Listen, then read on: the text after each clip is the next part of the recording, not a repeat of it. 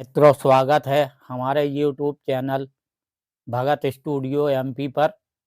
मित्रों, अभी तक आपने यदि हमारा चैनल सब्सक्राइब नहीं किया है तो सब्सक्राइब कर लें ताकि हमारे वीडियो आप तक पहुंचते रहें। मित्रों, कहानी एक भिखारी की है जिसने अपने भाग्य के भरोसे नहीं बल्कि कर्म के भरोसे एक भिखारी से एक बहुत बड़ा बिजनेसमैन तक का सफर उसने तय किया। तो आइए सुनते हैं। एक भिखारी किसी स्टेशन पर पेंसिलों से भरा कटोरा लेकर बैठा हुआ था। एक व्यापारी उधर से गुजरा और उसने कटोरे में 50 रुपये डाल दिया, लेकिन उसने कोई पेंसिल नहीं ली। उसके बाद वह ट्रेन में बैठ गया। डिब्बे का दरवाज़ा बंद होने ही वाला था। पता नहीं उसके दिमाग में क्या बात आई।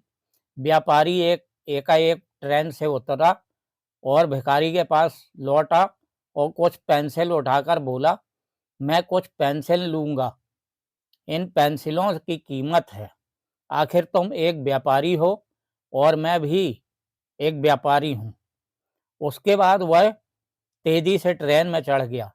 कुछ वर्षों बाद वह व्यवसायी व्यापारी एक पार्टी में गया। वह भिखारी भी वहाँ मौजूद था। भिखारी ने उस व्यवसायी को देखते ही पहचान लिया। वह उसके पास जाकर बोला, आपने शायद मुझे पहचाना नहीं, लेकिन मैं आपको पहचानता हूँ। उसके बाद उसने उसके साथ घटी उस घटना का जिक्र किया। व्यापारी ने कहा, तुम्हें याद दिलाने पर मुझे याद आ रहा है कि तुम भीख मांग रहे थे, लेकिन तुम यहाँ सूट और टाई में क्या कर रहे हो? भिखारी ने जवाब दिया, आपको शायद मालूम नहीं है कि मैं आपने मेरे लिए उस दिन क्या किया। मुझ पर दया करने की बजाय मेरे साथ सम्मान के साथ पेश आए। आपने कटोरे से पेंसिल उठाकर कहा, इनकी कीमत है। आखिरकार तुम भी एक व्यापारी हो और मैं भी एक व्यापारी हूँ। आपके जाने के बाद मैंने बहुत सोचा, मैं यहाँ क्या कर रहा हूँ? मैं भीख क्यों मांग रहा हूँ?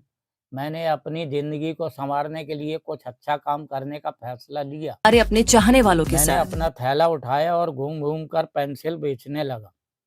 फिर धीरे-धीरे मेरा व्यापार बढ़ता गया। मैं कॉपी किताब एवं अन्य चीज़ें भी बेचने लगा और आज पूरे शहर में मैं इन चीज़ों का सबसे बड़ा थोक विक्रेता हूँ। मुझे मेरा सम्मान लौटाने के लिए मैं आपका तहे दिल से धन्यवाद देता हूँ, क्योंकि उस घटना ने आज मेरा जीवन बदल दिया। आप अपने बारे में क्या सोचते हैं? मित्रों, खुद के लिए आप क्या राय स्वयं जाहिर करते हैं? क्या आप अपने आप को ठीक तरह से समझ पाते हैं? इन सारी चीज़ों को ही हम आत्मसम्मान कहते हैं। दूसरे लोग हमारे बारे में क्या सोचते हैं, ये बातें उतनी मायने नहीं रखती, या कहें तो कुछ भी मायने नहीं रखती। मेमोरी लॉस जैसे लेकिन सिम्टम्स आप अपने दिखाई देने बारे में लगते क्या राय जाहिर करते हैं, क्या सोचते हैं, ये बात बहुत ही ज़्यादा मायने रखती है।